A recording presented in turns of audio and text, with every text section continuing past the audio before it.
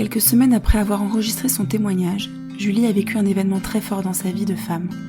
Elle souhaite aujourd'hui vous en faire part. Vous faire part que l'espoir est toujours permis, même quand on nous dit que c'est impossible.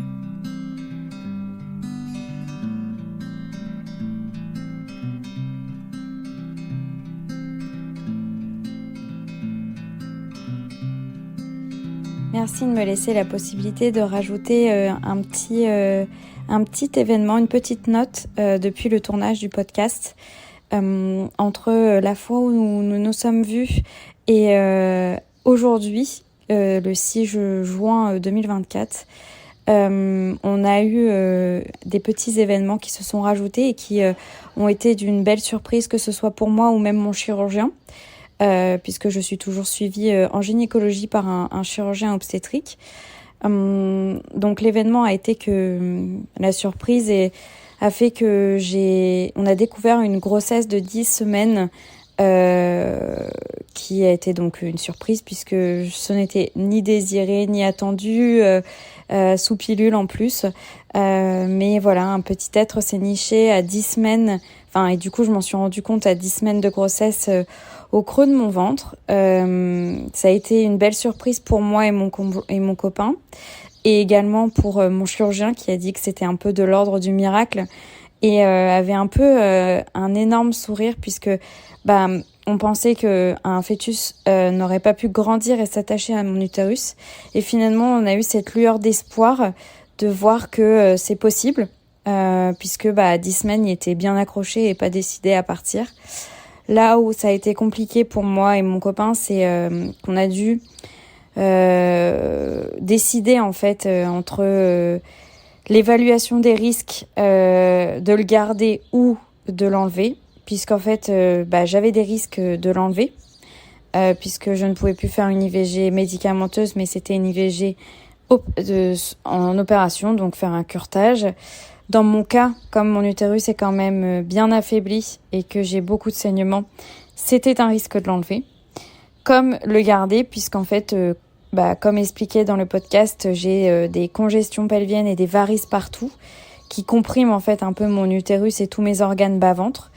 Et le risque, ce serait de le garder, ce serait de peut-être avoir une difficulté dans la douleur déjà, et avoir des saignements, des hémorragies qui rendraient peut-être difficile pour moi de subvenir à la grossesse et tout simplement de pouvoir aller jusqu'au bout.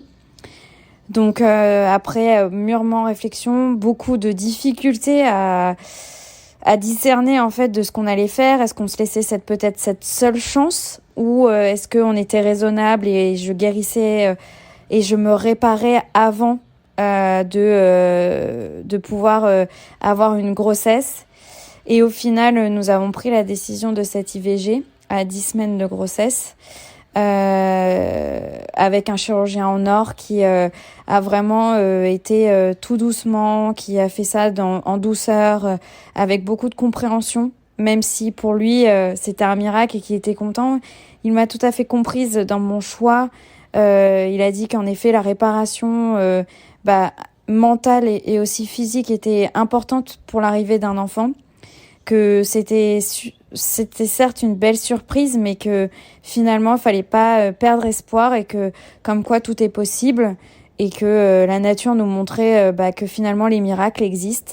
Et finalement je repars de ça d'une épreuve avec beaucoup de résilience, puisque je me dis que ce sera possible, que tout est de toute façon possible, et que on peut garder en fait cet espoir de dire que une seconde grossesse sera peut-être possible, que c'était peut-être pas ma seule chance, mais que dans tous les cas, même si on a beaucoup réfléchi, beaucoup hésité, et que ça a été une décision très difficile et encore difficile à accepter, c'était la meilleure pour des raisons de santé.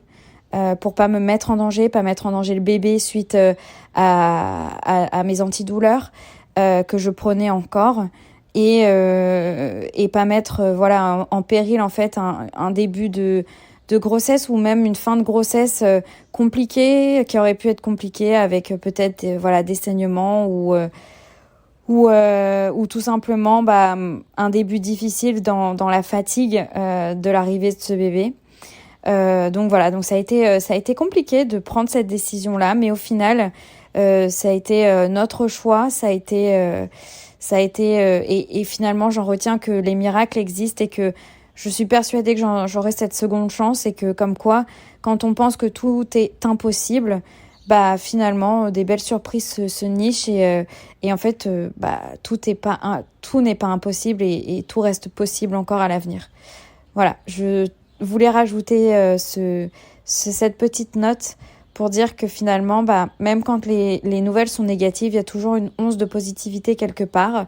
Et finalement, on en ressort plus fort de tous ces événements. Et finalement, même si c'est douloureux à certains moments, au final, on en ressort plus fort à deux, plus unis que jamais, et avec beaucoup d'espoir et de résilience, et de pouvoir accepter tous ces moments-là. Merci beaucoup.